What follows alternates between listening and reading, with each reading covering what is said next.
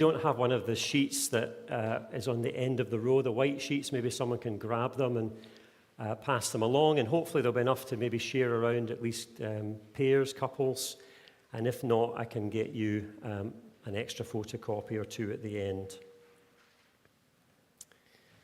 Some of you have been asking, what is Genesis Revisited? Are we doing 2 Genesis series? No, we're doing 1 Genesis series. So what's this about? Well, it's exactly what it says on the tin.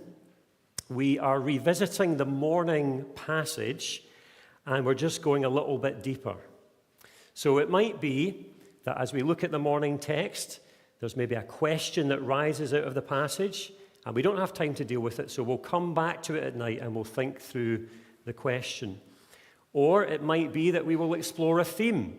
Maybe there's a theme in the morning that we just touch on, and in the evening we preach a whole message or give a whole seminar on that theme. So this morning I spoke on the days of creation and deliberately avoided at all costs the controversy that swirls around the age of the earth and days. And I said this morning that I think Genesis 1 is not primarily concerned with what we often are concerned about. Fundamentally, Genesis is telling us about a personal, powerful, creative, and good God who created everything. It's focused on the who of creation, God. And it's focused on the why of creation, particularly at the end of chapter 1, that humans are made to bear God's image. Whereas we typically fixate, because of particularly the last 300 or 400 years, on the question of how.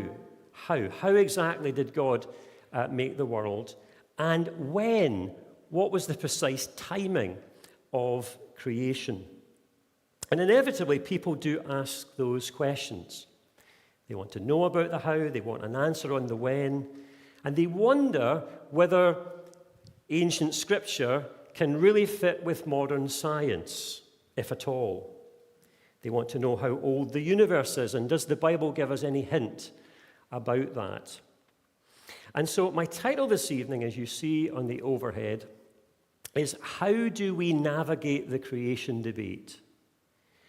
Not how do we solve the creation debate, because this debate has been rumbling for, as we're going to see tonight, for 2,000 years. So not how do we solve it, but how do we navigate it? How do we think about it as Christians? How do we talk about it? How even do we approach it in terms of our attitude? And that is in terms of individually, collectively as a church, and also as we speak about this to people who aren't Christians. So that's what we're going to focus on tonight. Now, a little word of warning, there will be, I'm trying to keep this as simple as possible, but there might be a few parts of this that's a little more dense than normal, so just do your best to stick with me. So I've got 3 recommendations tonight. The first recommendation is that we should navigate this debate humbly.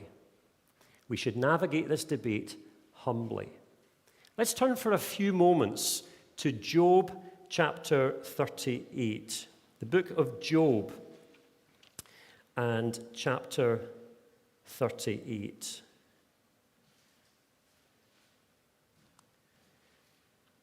And if you're using the red Bibles, it's on page 538.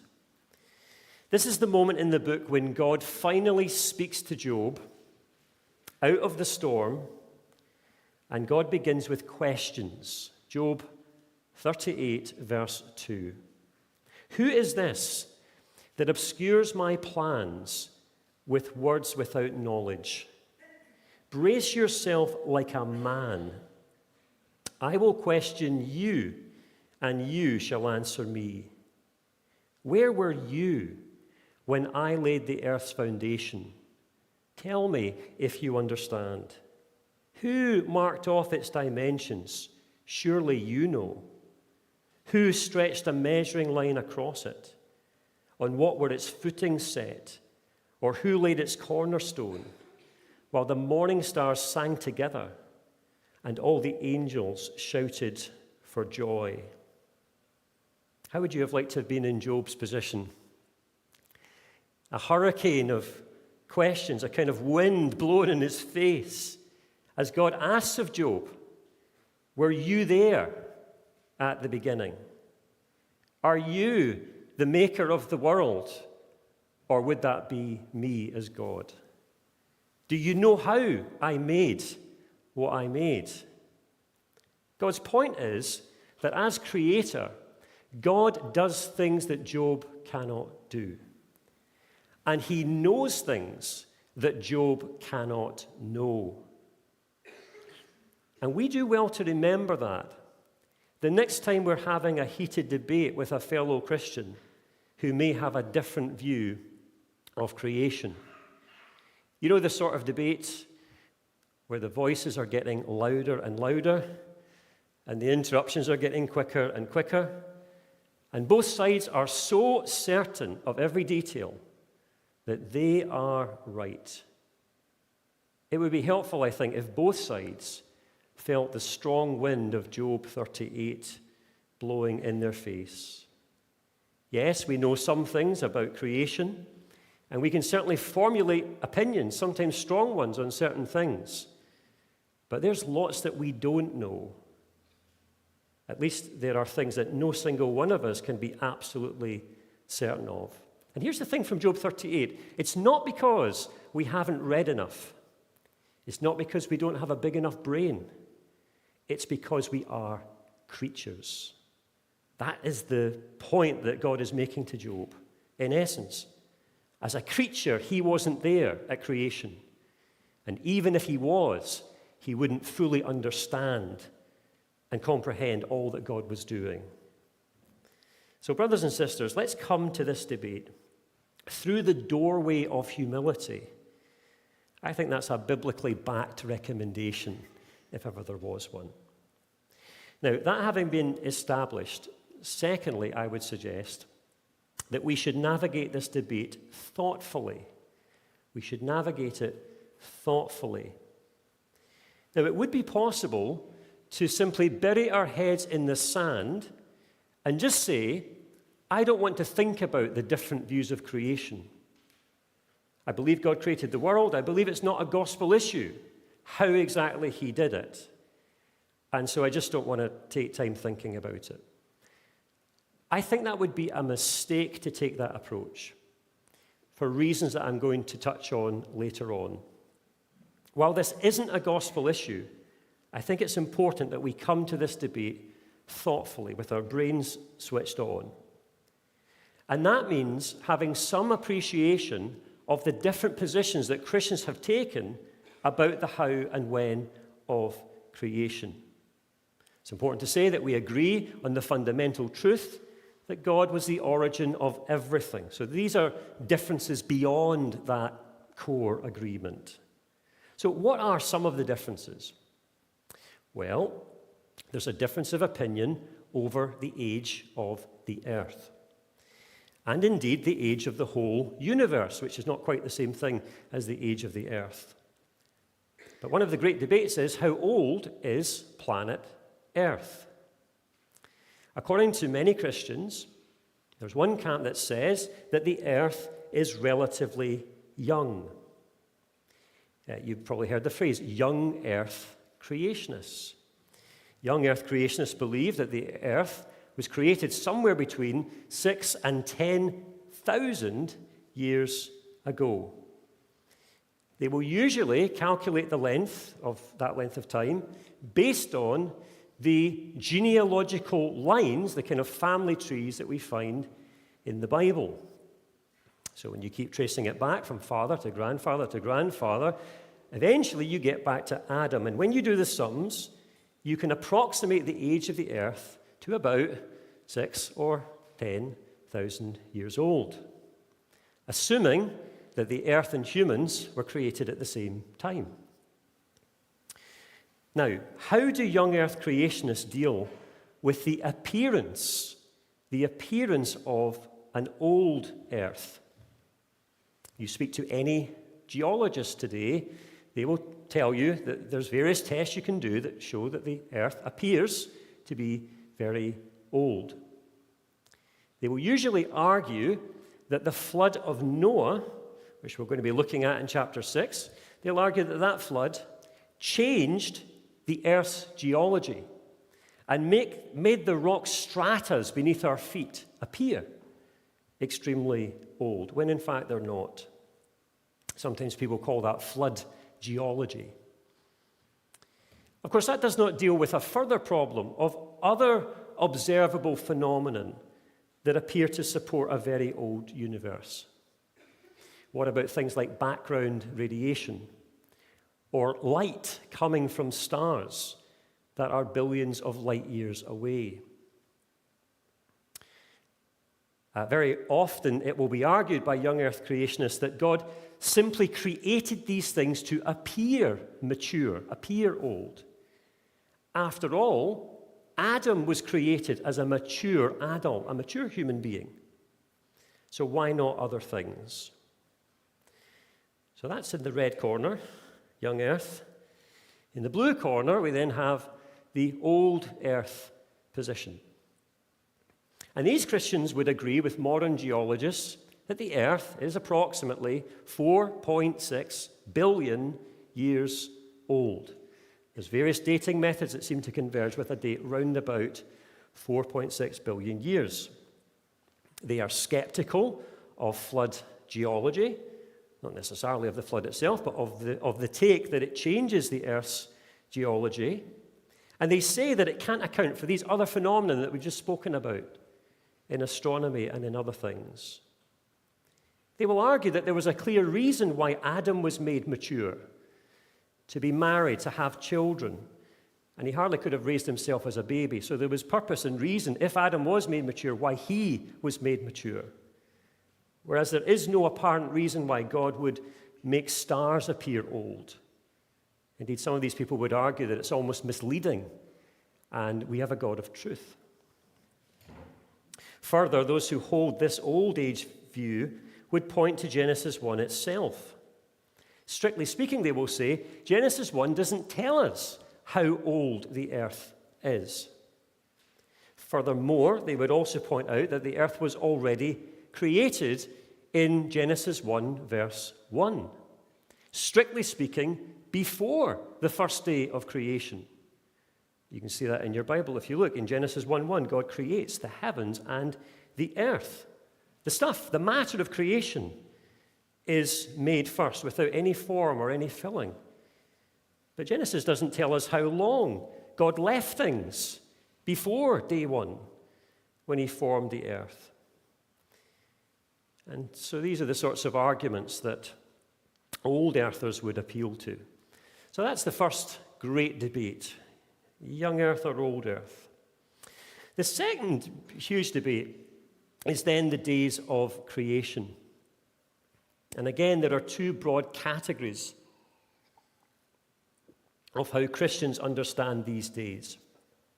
I'm going to call these, this is, no one else uses this, but because I'm simple, I'm going to call this the short view and the slow view, the short view and the slow view. The short view is what it sounds like. The short view is that Genesis 1 happens in a short period of time, in a normal week of time. The days of creation equal 6 normal 24-hour periods. So between right now, Sunday, and this Friday, God did the whole thing.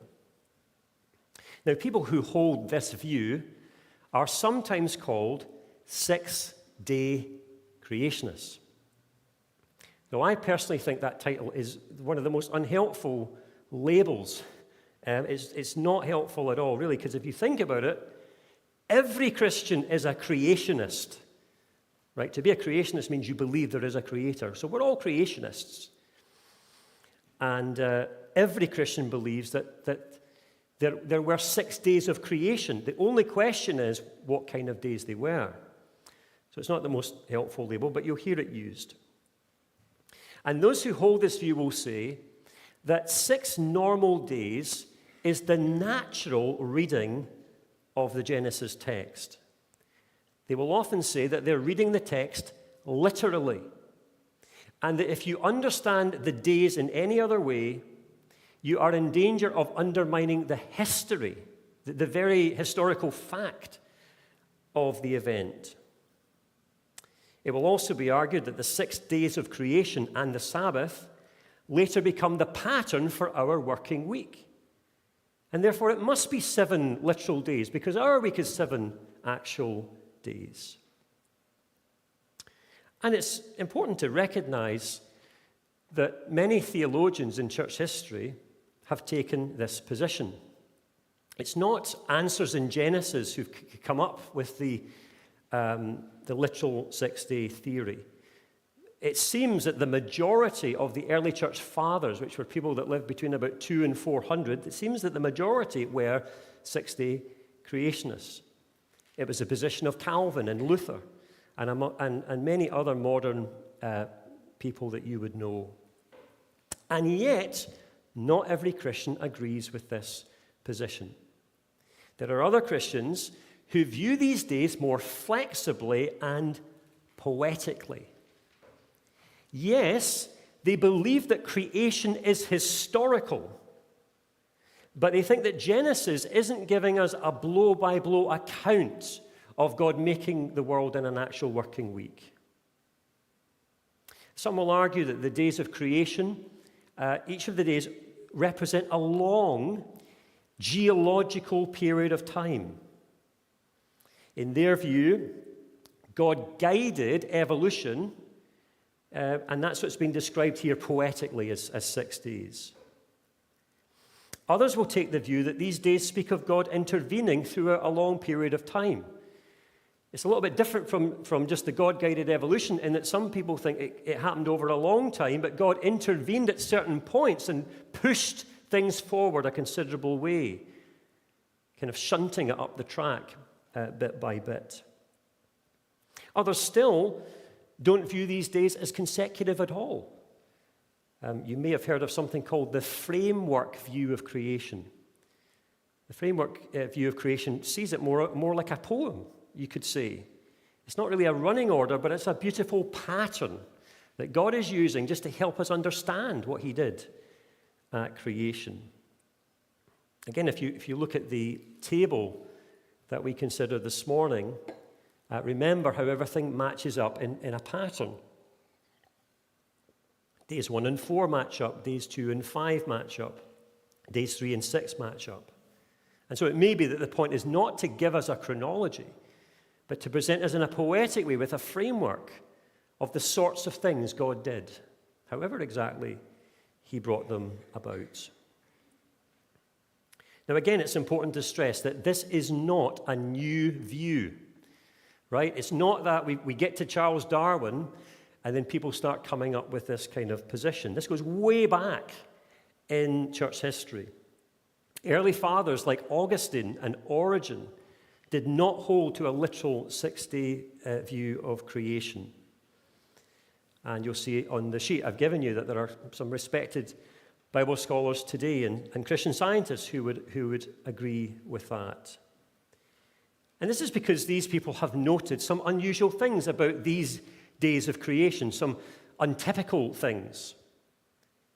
For example, they've noted that on day 1 of creation, God creates the light. And yet, strangely, he does that before he creates the lights of day 4. So how do you have light day 1 when you don't have lights, the sun, the moon, the stars, to give us the light? And people like Origen looked at that and said, these don't seem to be our kind of typical days. And they further noted that the 7th day, the concluding day of the week in Genesis 1, is also not a usual day. It is famously incomplete and unending. It's the only day that there's not an evening and a morning. Now, which of these two views is right? I'm not going to tell you this evening. I'm not even going to share my opinion. I do have an opinion, but it's only my opinion, and it's no more valid than your opinion. And actually, I've changed my opinion over the years, which is one of the things that gives me great pause before I pontificate about about this. This stuff is not easy. And we may even come to a view on certain points. We may say, I'm actually agnostic about some of this. I feel as if I don't know on some points. And I think that's okay. Or, you might be sitting and you're really sure of your perspective and you're ready to debate it afterwards with the person next to you. Do it humbly. At the end of the day, a lot of this comes down to an even deeper debate. And the even deeper debate than the age of the earth and the days is the literature of Genesis 1 itself. That's really the underlying core of this debate. What do I mean? What I mean is Genesis 1 a straightforwardly written historical narrative?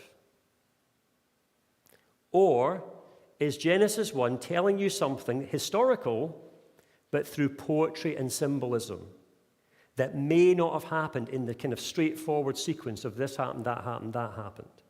That's the big issue. What kind of literature is this? Is it straightforward? If it says day one, it's day one.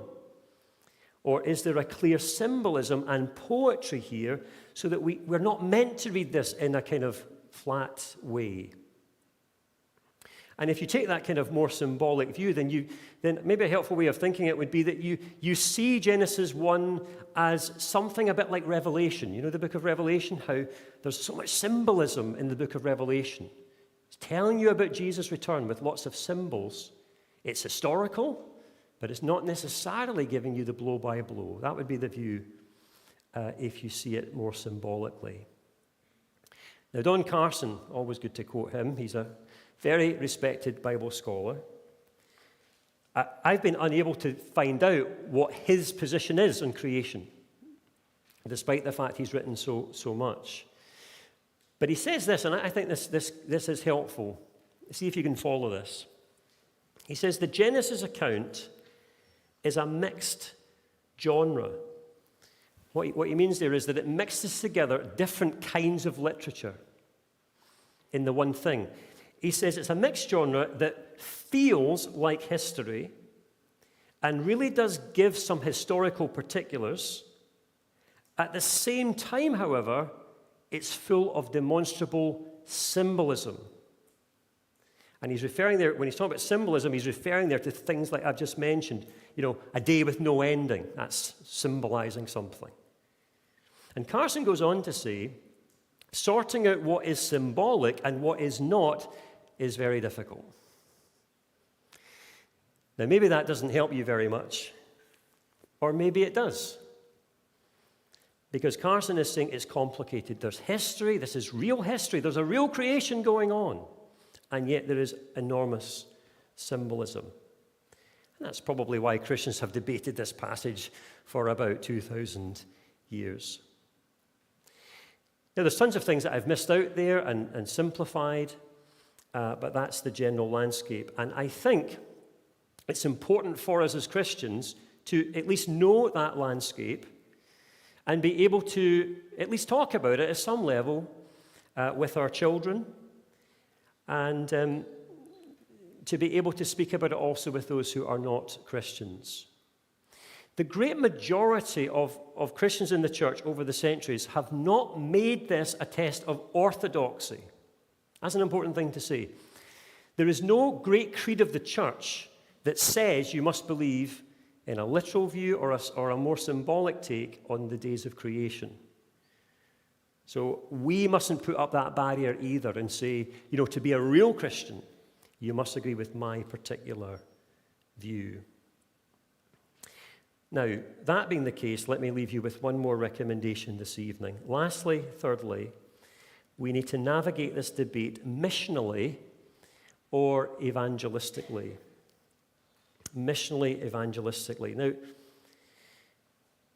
there's a kind of a mystery here to me. I don't know if this stumps you as well.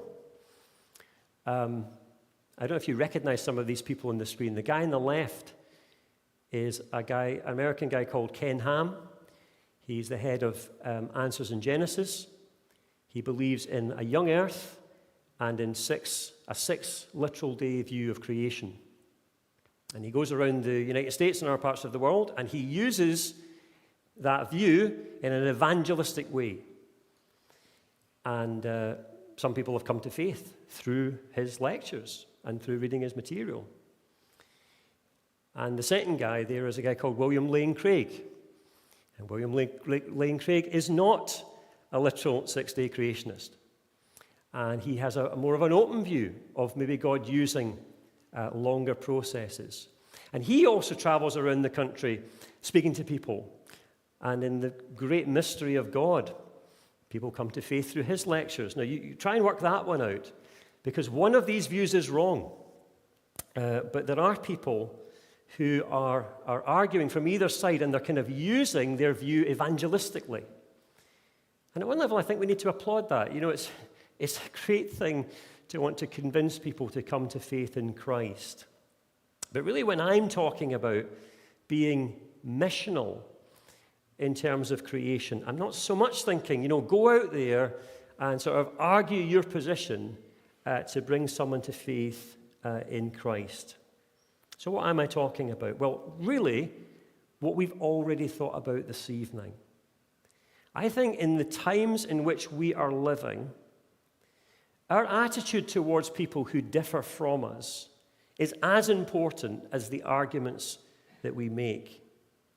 I think if we apply the Job 38 humility when we speak as Christians and when we speak to non-Christians, I think that's going to go a long way to diffuse the idea that non-Christians have. Because the idea non-Christians often have is that we as Christians are very arrogant and very prideful about what we think on just about everything.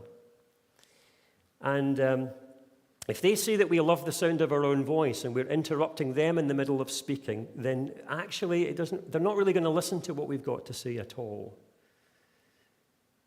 I also think then that if we as Christians can be thoughtful, that says something as well. So this goes back to the point earlier. You know, you could just bury your head in the sand and say, I don't really want to think about this kind of stuff. I just don't know, or I just don't care. And it's not a gospel issue. But I don't think that's helpful. And I think it slips us into the trap that is a problem for us already, that many non-Christians think that we as believers don't use our brains and we don't use our minds. They think we've got our heads buried firmly in the sand. And it's not really that helpful when we say, oh, I don't have a clue about any of that stuff. When our non-Christian friends are read well up on this sort of thing. And this is true even if on some things you are saying, I don't know, I'm agnostic. You know, there's two ways to say that you don't know something. Here's the two ways. Number one, you read a whole bunch of stuff, and then you decide, I still don't know. And number two, you read nothing. And of course you don't know. And I think the difference between those is quite important. I think when our kids ask us questions, when our non-Christian friends ask us questions, it's not a great look when we say, I just haven't thought about that. In a book I was reading recently, The Surprising Rebirth of God, the author was saying that one of the things that evangelicals did in the last century was we became very pietistic, very devotional in the way that we shared the gospel, i.e., we dumbed down the intellectual element. It was almost as if we thought, we're kind of losing the intellectual battle in the universities. We can't compete with that. So let's dumb that down and give people just a very simple, straightforward gospel.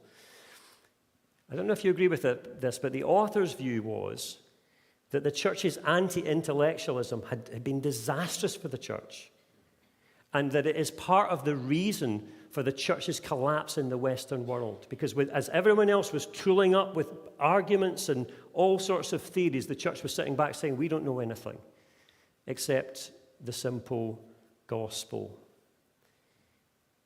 Let's be wary of that. And in the end, let's remember that the greater message of this week is the who of creation and the why of creation.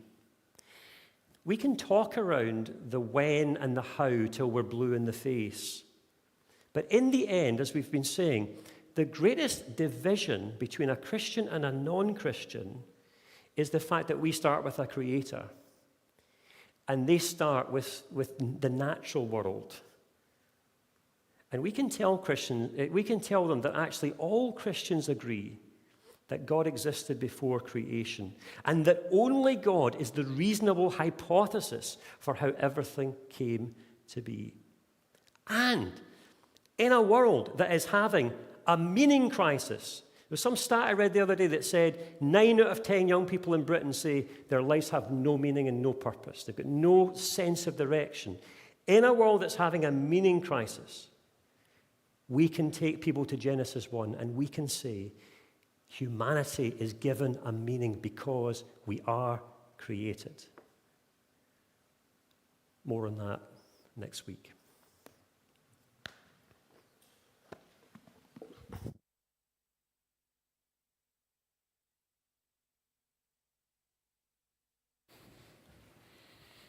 Thank you, Colin, for that thoughtful message that presents plenty of questions for us to reflect on, and also is a challenge to our attitudes. We're going to move straight to communion.